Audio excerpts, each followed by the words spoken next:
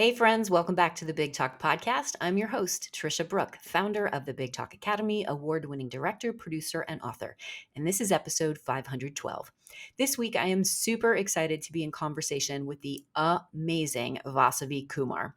Vasavi holds dual master's degrees in special education from Hofstra University and social work from Columbia University. She's the former co host of Studio 512, a lifestyle and entertainment morning show in Austin, Texas.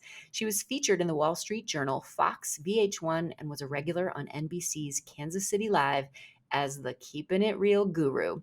Vasavi pushed past the barriers of her youth and built her six-figure business as a coach and licensed therapist. Her mission is to share everything, the good, bad, and the ugly, in order to teach a more mindful, practical, and simple way of running every aspect of your life.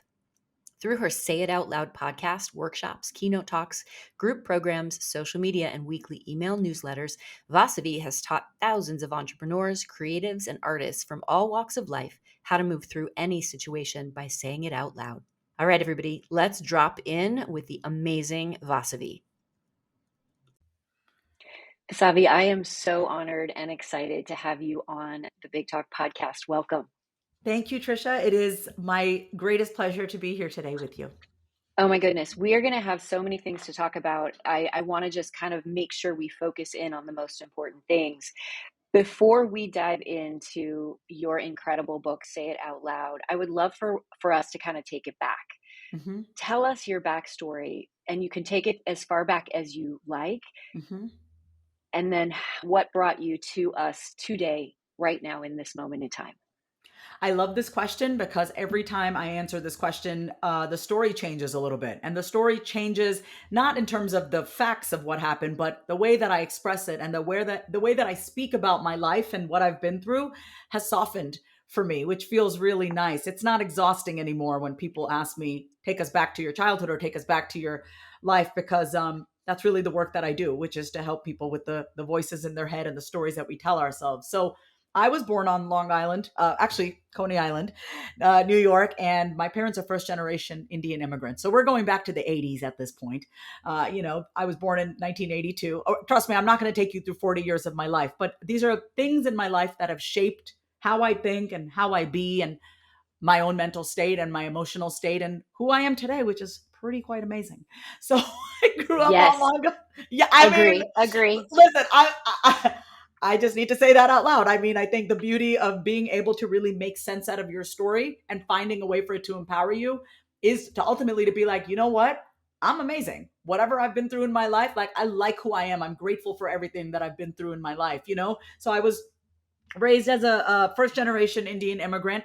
My older sister and I, and my father and mother, Geeta and Shanti.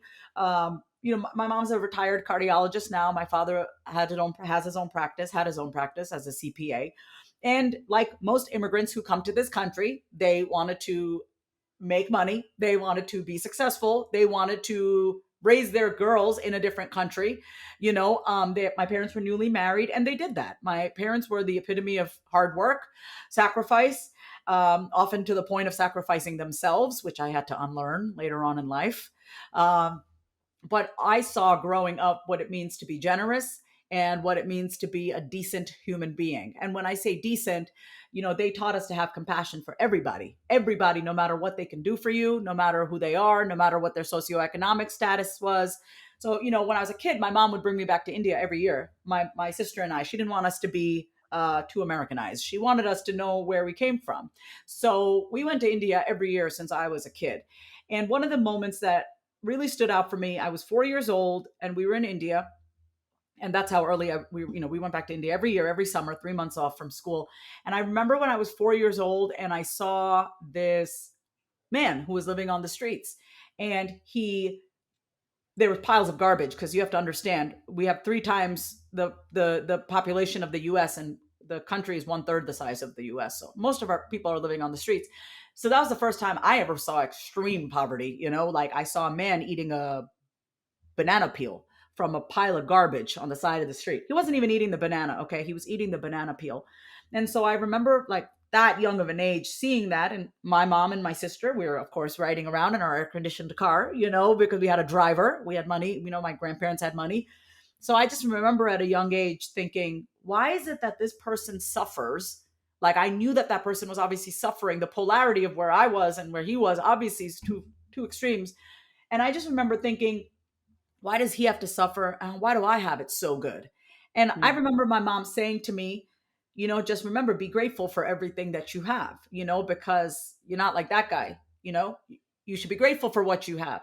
Now, I learned two things in that moment, and which I had to unlearn. Number one, always to be grateful for what you have. Be happy with what you have, which can go either way, right? Because if you're happy with what you have, you might feel guilty for wanting more. So that's something I had to learn later on in life. The other thing was I took it on as my responsibility. I don't know why at that age that it would be my job to stop suffering, um, to stop other people from suffering. That really has set the tone for everything that I do today. Tricia, I had just had to learn to do it in a way that I didn't end up suffering in the process. Um, and so, Let's talk about that for a second. I love this so yeah, much. I'm a yeah, Buddhist, so mhm, Buddhism is based around everyone suffering, but yeah, we don't have to live in a place of unhappiness, and that's the mhm, difference. And I think that's what you're starting to touch on a little bit is you can't stop other people's mhm, suffering. So how do you differentiate what you're saying about seeing the suffering, mhm. being grateful, and the work you do now? Wow, that's such a great question. So when I see suffering now, and I still see suffering, I live in Austin. There's homeless people on the street all the time. The way that I process it now is very different. The way that I hold it in my body is very different.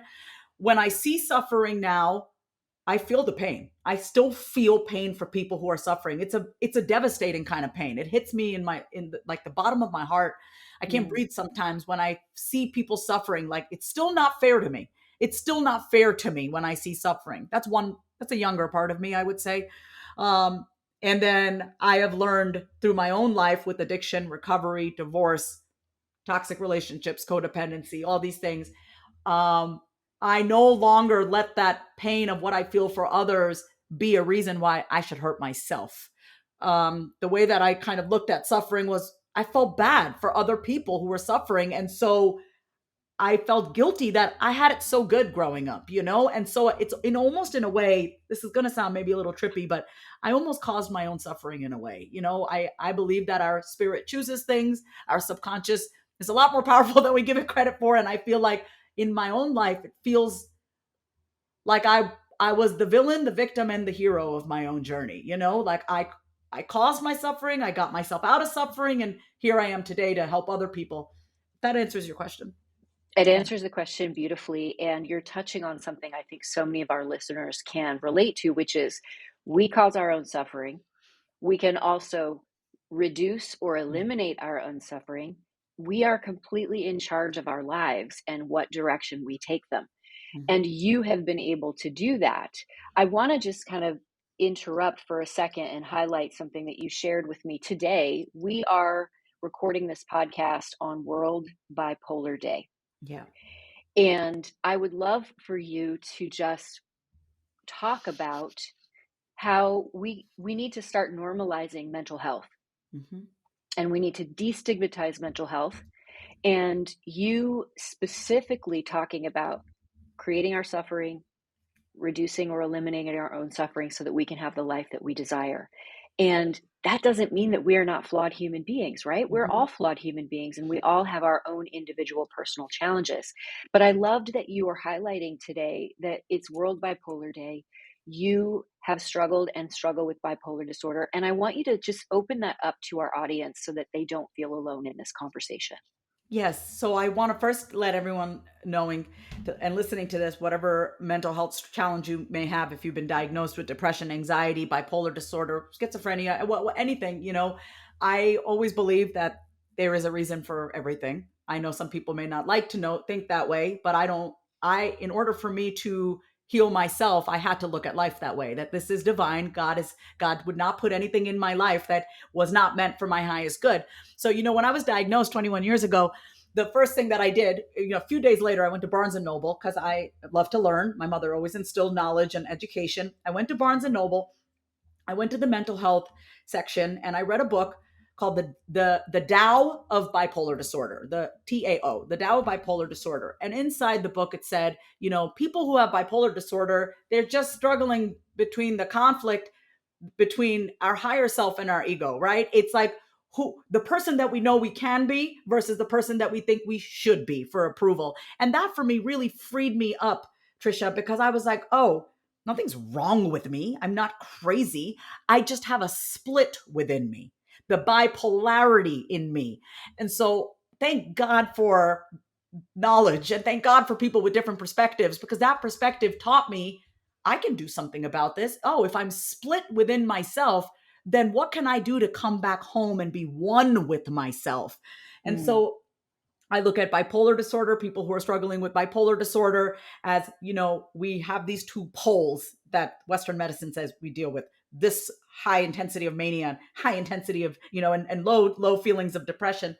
Words are words, but the way that it's given me a lot of pieces. Anytime I'm in my mood swings, and I say that with quotes, because I now look at bipolar disorder not as an emotional problem, it's an energy management problem. Not knowing Mm. what to do with this God-given energy that I have, not knowing what to do. And so the greatest message and lesson that I can share with anyone listening who either has someone who's struggling with bipolar disorder or any mental health challenges, label or not, or whether you yourself are struggling, is to really be compassionate and curious with how your mind works.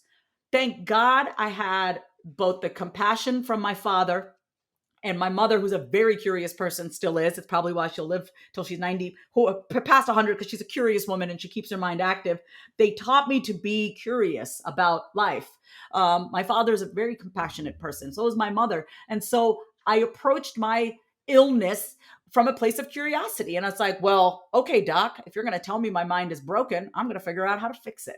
And that was my approach at 19. I said, I'm going to learn to understand my mind. And so, whatever label or diagnosis you've been given, people say ignorant things when they don't know, but it's your job to not let that like define the rest of your life, right? And instead be curious about, let me learn more about this. How can I deepen the relationship that I have with myself, my mind? Every opportunity is an opportunity. Everything that's been given to us is an opportunity for us to understand ourselves on a deeper level. And so that from Absolutely. yeah, yeah.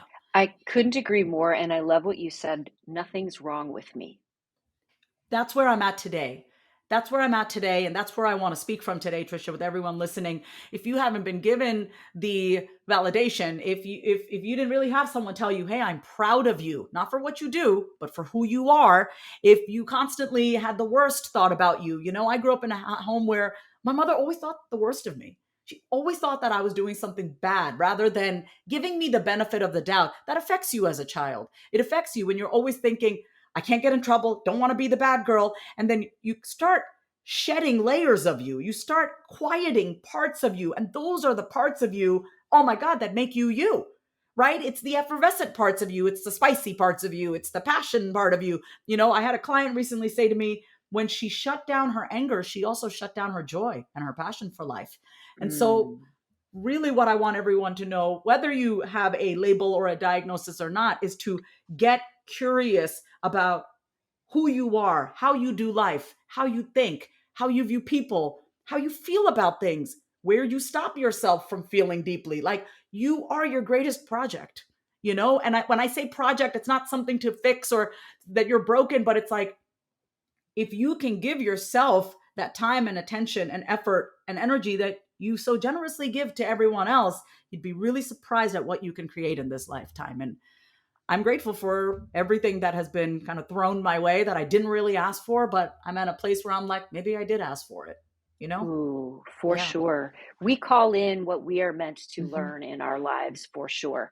And you and I, before we started recording, talked about entrepreneurialism, creativity, and mental health. And you have been able to connect the dots around these three things so beautifully. And that includes your new book, Say It Out Loud. Hmm. And I wanna have you talk and share with our listeners about your book and also highlight that it's really about voices. Hmm. And we spoke briefly, your voice matters, amplifying and elevating voices. You're talking about the voices in our head. So unpack that a little bit for our listeners and our viewers. Yeah, I'm going to be honest, it still feels weird for me to, even though I wrote this book, I'll say it out loud as I am getting interviewed on bigger and bigger podcasts. I'm like, oh, shoot, am I really talking about voices in your head? Okay, Voss, here we go. People are going to think you are crazy. That's one voice that I have in my head. Okay. So I'm actually talking about the voices in my head as I share this with you. One voice in my head says, Voss, don't tell people that you have voices in your head. They're going to think you're crazy. Oh, and then they're going to find out you have bipolar disorder. They're going to think you're even more crazy. But then I have another voice in my head that says, Vasavi, you know you're not alone. You know that there are people out there who are suffering. You know you're not the only one who goes through this. There are other people out there who need to hear this message. That's another voice in my head. Then I have Mm. another voice in my head that says, okay, well, tell people the truth, but don't tell them the whole truth because then they're not going to respect you. They're not going to want to hire you. They're going to think you're unstable. Do you see, Tricia? I already shared 3 voices with you. Okay. Well, what you're doing, which I love, is you're being honest about what's going on. So many of us have the same voices, Mm-hmm. and we're not listening to them, or we're giving them too much energy, too much validity. So, Mm-hmm. what you're doing, which is so powerful, is you're normalizing the human experience and you're leveraging it so that you can help others. Mm-hmm. That's exactly what I'm doing. I'm taking my suffering and I'm turning it into something that, that can help other people. I made a promise to God during the darkest days of my addiction. I just celebrated 4 years of sobriety from cocaine on March 27th, 2023. That's Wasn't amazing. Thank you. I was in New York City celebrating. If you go on my Instagram, my name is Vasavi. I mean, I went to the Knicks game. We got post game passes. I lived. I promised God that if I got through the darkest days, that I would make sure that I shined so bright, and I would share my story and I would share the stories of others that are suffering so that other people can see, hey, you can suffer, but you don't have to stay there for the rest of your life. You're not screwed for the rest of your life. Because I think some people have had so much stuff that's happened to them, Trisha, and they don't see it yet as that it's happened for them, and so they feel they've basically written off their life like, oh, I'm going to be a tortured soul for the rest of your life, for the rest of my life. And I used to think that. I used to think, this is the mind that I've been given. I'm basically screwed. I'm never going to be happy. I'm never going to be really content with myself. And that's all a lie. But that's because I had to learn how to talk to the voices in my head that made me feel that there was something wrong with me.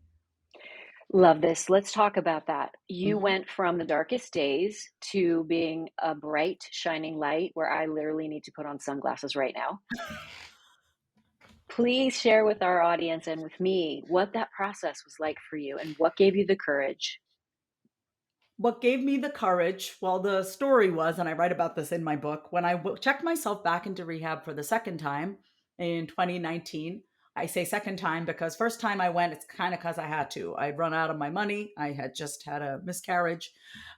Everything was out in the open with my parents. There was no lying. Like there was no, I could not hide. I lost everything. I was kind of forced to have to go. At that point, it was like, well, this is my option. And so then, you know, 2 years later, when I had to go, a year and a half later, when I had to go back into rehab, I decided I was going to go. I was done with the chaos. I was sick of lying to my mother. I was sick of lying. I was sick of the conflict. Like I could not do it anymore. It was too much work to live this conflicted life, right? Between who I knew I could be and who I just kept behaving like, this very unhealed part of me. So when I went back into rehab the second time, this was like the most pivotal moment for me. When someone asked like, what was the turning point? I had many turning points, but this was the one. Most recently is I checked myself back into rehab. It was the same rehab that I'd gone the first time here in Austin, Texas. And they were like, Vasavi, so good to see you. Welcome back. And I was like, oh, hell no. God did not put me on earth to be known as some cokehead walking through rehab. And there was a voice in me that was like, Vasavi, you need to get your shit together. We need to not come back to this place. What do we need to do? Because your life doesn't stop here. God does not. Wow. It's like they gave you their identity Yes. and Yes. you said no. Nope. This is the second time and this will be the last time. So I said to my counselor, Carl, what do I need to do to never come back here again? And he goes, I need you to shut the F up. I need you to stop acting like you know everything. And I need you to listen to everything we tell you without talking back to us, without questioning anything. That was the hardest thing for me to do, but I did it. Wow. I'm glad you did it. Yeah, because clearly I didn't know what the hell I was doing. And that takes an immense amount of putting aside of the pride to be like, I don't know what the hell I'm doing with my life. Clearly, my life is unmanageable. I do not know what I'm doing. And so I did what they asked me to do. I did 90 meetings in 90 days. I checked in with my sponsor 3 days a week. I went through the steps. I made amends with everyone again for like the fifth time. It's just it's a stripping away of those prideful parts of us, Tricia, that's like, oh, I can't let people know that I don't have it all together. I can't Mm, let people. No, my life depends on me being honest. You yeah. get it? I love that you're saying my life depends on me being honest. Your life does depend on it. And that is a truth that obviously has set you free. I would love to ask you how you've connected the suffering with when you found your voice, because it sounds like you found your voice during a time of deep suffering. Yes. There were times where, sorry, this always brings me to tears. Sorry about that. Not No sorry. need. Yeah. Yeah. So there were times so when I really had to, the voices in my head became very amplified. I was not doing sober living again. I was living in my house, and I made a agreement with my mother. She was going to help me financially. Once again, putting aside of the pride. No one at 37 wants their mother to be paying their AT&T bill. Trust me. But my mother said, if you're going to do this, I need you to not work right now. I need you to not make it about money and success. I need you to sit your butt down and learn how to love yourself. That's what my mother Mm, said. I said, okay, give me 6 months. I'll get back on my feet financially. And I did. I got myself back actually in 5.5 months, which is fine. My mother would have given me 8 months if I needed. But what I learned first, Tricia, is that first thing I did in this process was I Googled. I'm not kidding. I Googled, how do I begin to love myself? And the first thing, oh, no, I'm not kidding when I say this, because the first thing that popped up was start your day by drinking water. And of course, the voice in my head goes, that's easy. That's stupid. What do you mean drink water? But it's like, no, no, hydrate, right? It's the simple things, because I had told myself that I was so complicated to love that even the simplest things was like, oh, come on, that's too easy. But it's like, no, I started off very simply. Okay, I'm going to drink my 30 ounces of water. I'm going to do this throughout the day. I'm going to start with water. I'm going to start by thanking God for another day alive. But there were moments where I didn't have anyone to talk to, and I'd be laying on my couch and I'd have these voices in my head telling me what a loser I was, how useless I was.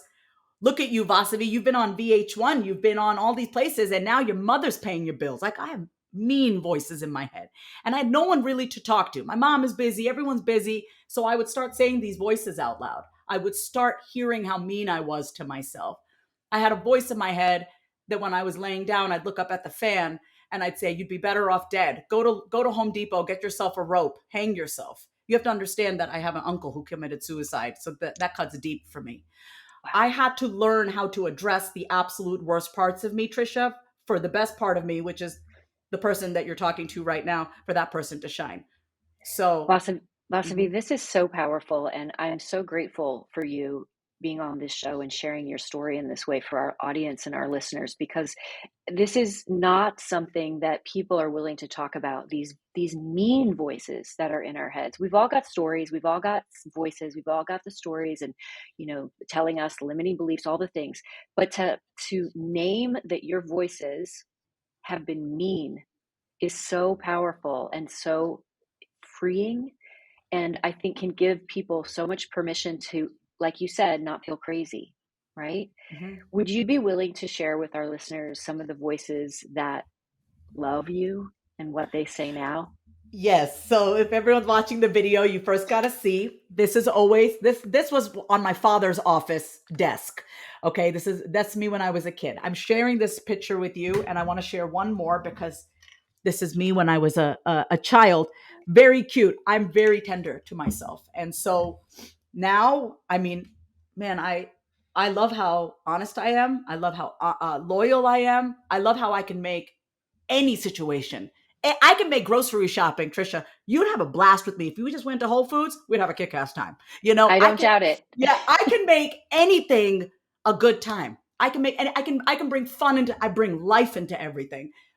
I I have an ability to, when I can speak to anyone about anything. I can find something to connect with because I look for similarities, not differences. There are so many things we can look to keep distance between us and others. I look for closeness.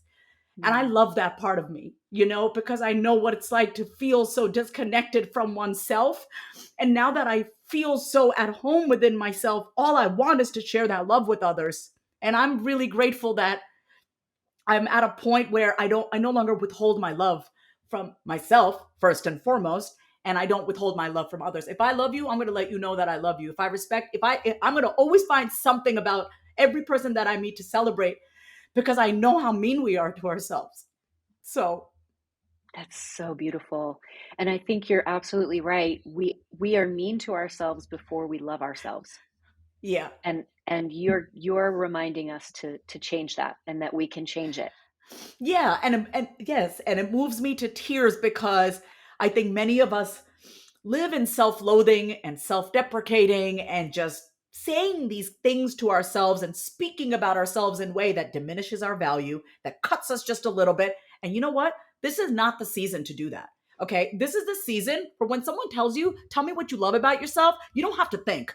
I don't need to think when you ask me, "What do you love about yourself?" I know. And I want to get people to that point. But you got to suffer a little bit. I'm not saying you have to, but you got to address whatever suffering you haven't addressed. You got to allow yourself to feel that. Because if you don't allow yourself to feel the depth of your pain, you're never going to be able to experience the depth of your joy. If you don't allow yourself to sit with how crappy you may feel, then how can you really sit with yourself when you are in full celebration mode, right? Like, this is the season of visibility for me. With my book is coming out, all this. I've trained myself on the inside to be ready to be seen. And it started with me feeling safe with seeing and being with all the worst parts of myself. I have ugly parts of myself. I'm not going to ever act like they're not ugly and mean. They're ugly and mean. They're cruel, but I don't discard that part of myself. I talk to the meanest parts of me and I say, "Why are you so hurt? Why are you being so Mm. mean to me? Like, what are you really mad about?" And I realized those voices in our head, those mean ones, they're also in pain. They're also in pain. I don't believe anybody is unkind and cruel unless they're going through pain in their own life. It doesn't condone their behavior. I don't condone mistreatment. But if we extend that understanding to ourselves, because we have a tendency to be more understanding of others than even to ourselves, if we understand that with ourselves, we can be kinder to ourselves and then we can lead with love. And Mm. that's, yeah, And when we're kinder to ourselves and we lead with love, then yeah. it has the ripple effect of other people learning how to do that for themselves too. And I that's why this book is so important.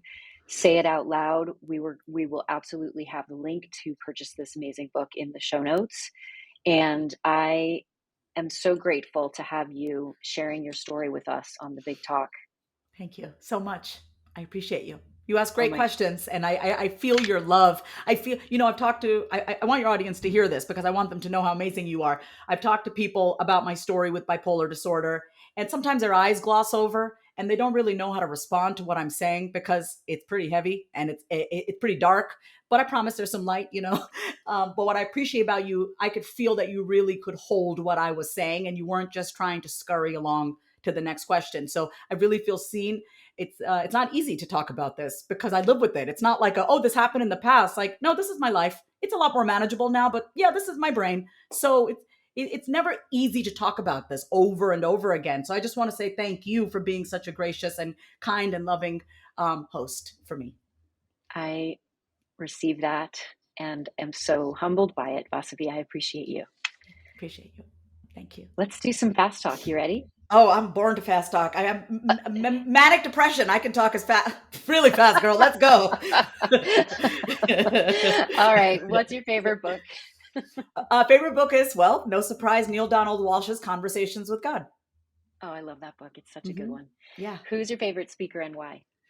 Favorite speaker is my first ever mentor, Lisa Nichols. Lisa Nichols, who was in the movie The Secret. I call her my forever mentor. We're birthday sisters. She wrote the foreword for my book. She taught me how to speak in a way where I stood on my story, not in my story. She also taught me the importance of honoring my dignity while also maintaining the dignity of other people. So that, if I want to set a boundary, I don't need to be unkind to you to set a boundary for me.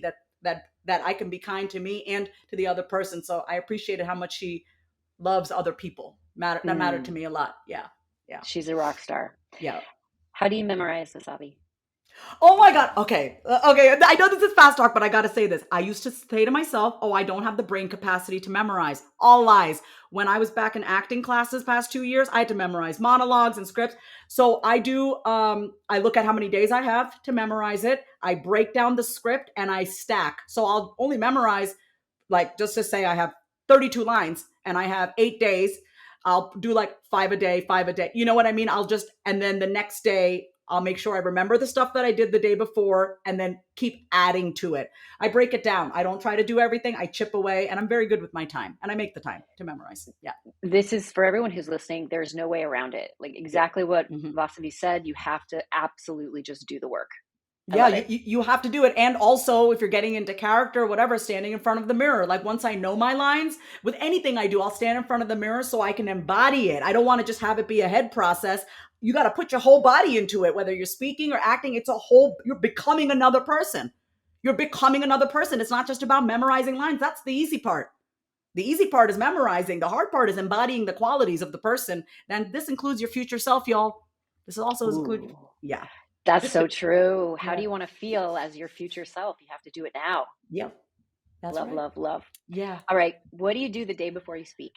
Oh, I love this. I walk and I talk and I say out loud my keynote. And I'll say this, I do not do it like the entire beginning to end, but my bookends are very important. So the how I start, like I know my points. I usually have slides, and even if I don't, I know my bullet points. I know the stories, but I like if I feel so freaking confident within those first 5 minutes, like not even 5 minutes, what am I starting off with? What's the vibe that I'm starting off with? I walk and I talk and I say it out loud because it's a full body experience. That's it.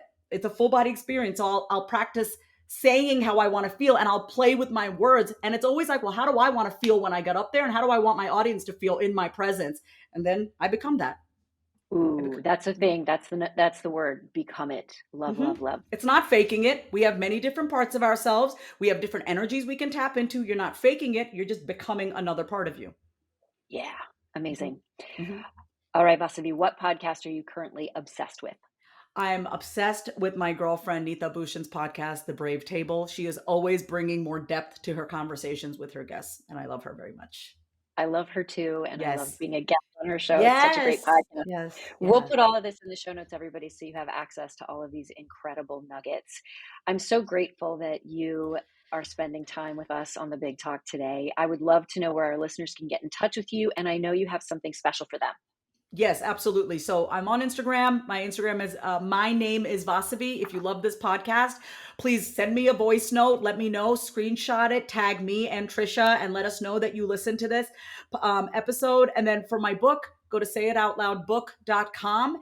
I have a bunch of like digital bonuses, meditations, but the thing that I'm really most excited about, and I think the greatest gift I can give anyone, is to be in my presence and in my energy. So in June, we have a virtual book club, y'all. So you're going to get the book. You're going to pre-order the book. The book is out May 16th. And then in June, we're doing 4 book club sessions where I am going over 3 chapters a session with everybody. And guess what? I'm not going to be doing the talking. Y'all are, because I can already say it out loud, but y'all need to say it out loud. So it's going to be a very interactive, experiential book club in June, which is my free gift to you when you pre-order my book.